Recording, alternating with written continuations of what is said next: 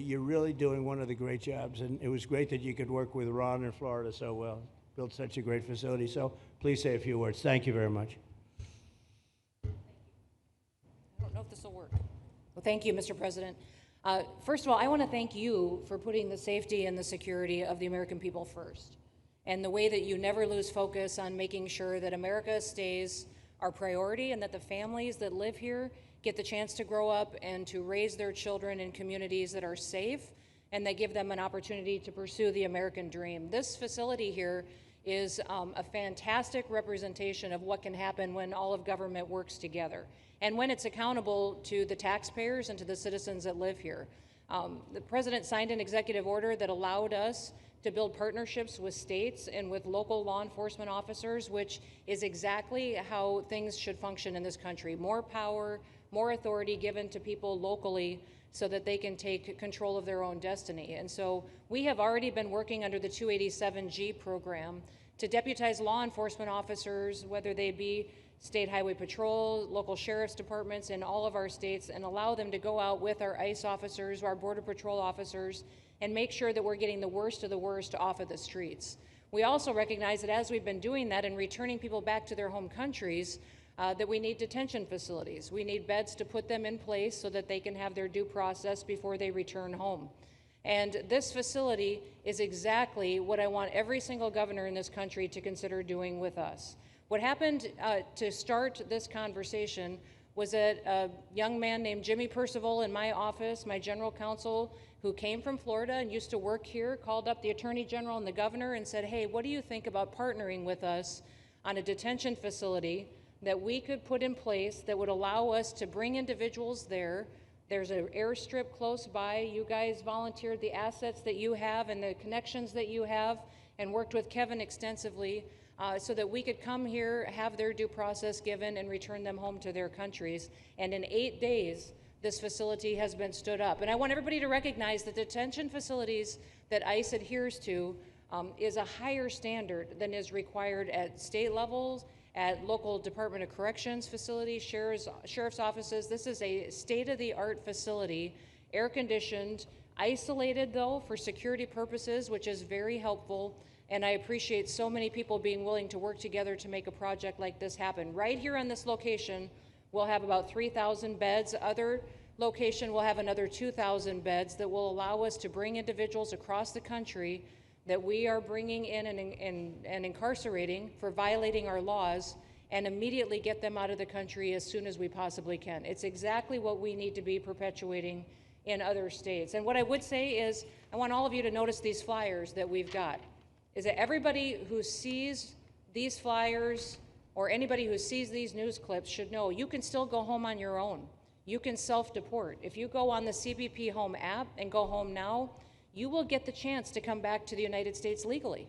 You will get the chance to come back and do it the right way. If you don't, you may end up here.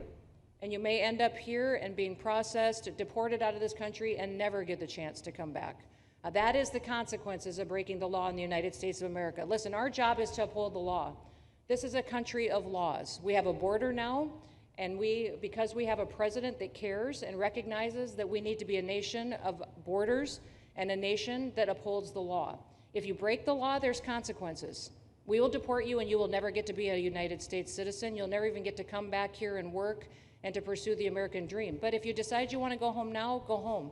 And we'll help facilitate it. We'll buy your plane ticket. We'll get you there. In fact, I just got back from Panama, Costa Rica, Guatemala, Honduras. Those countries are excited to get their citizens home. They're setting up programs to loan them money to buy houses when they get there, help them with food assistance, get their children educated, scholarships. They want their citizens that are living here in the United States illegally to come home and to be a part of their economy and help their countries grow. So this is a win-win for everyone, and I just want to end, Mr. President, by thanking our law enforcement officers, by thanking our ICE officers and our Border Patrol officers for what they do every day. They are out on the streets, and violence against them has increased over 500% since Trump has gone back into the White House, because he's upholding the law and because a bunch of liberals, socialists, and Marxists are out there lying about what President Trump is doing. President Trump is upholding freedom by what he is doing. the freedom to live safely in this country and to do things legally and to have justice. And because those liberals, and I'm calling out you, CNN, I'm calling you out because you lie every single day about what these operations are. We are going after murderers and rapists and traffickers and drug dealers and getting them off the streets and getting them out of this country because Joe Biden let the worst of the worst come in here. The other day I was talking to some marshals that have been partnering with ICE. They said that they had detained a cannibal and put him on a plane to take him home, and while they had him in his seat, he started to eat himself. And they had to get him off and get him medical attention. These are the kind of deranged individuals that are on our streets in America that we're trying to target and get out of our country because they are so deranged they don't belong here. And they shouldn't be walking the streets with our children.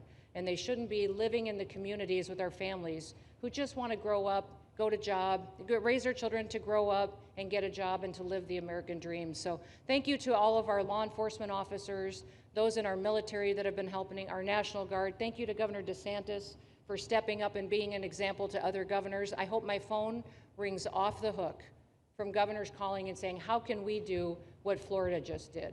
How can we do exactly what they did? Because we need this big, beautiful bill. We absolutely have to have this big, beautiful bill that has the funding so that we can continue this operation and we can get those bad criminals off of our streets and have the officers to do it so that when they go out on an operation, somebody's got their back. Somebody's got their back, they can do it safely, and they can go home to their families at night too. So this bill needs to pass through Congress so we have the resources at the Department of Homeland Security to make sure that our homeland truly is secure. And Mr. President, thank you for Stephen Miller. I just want to thank you for him. This guy calls me night and day and tells me all of his wise advice and wisdom, but he's a rock star because he loves this country and he's passionate about making sure that nobody is prioritized over an American citizen. We love everybody. We do. We love everybody. Not everybody. But, well, a lot of people. But Not we shouldn't be putting people illegally above citizens.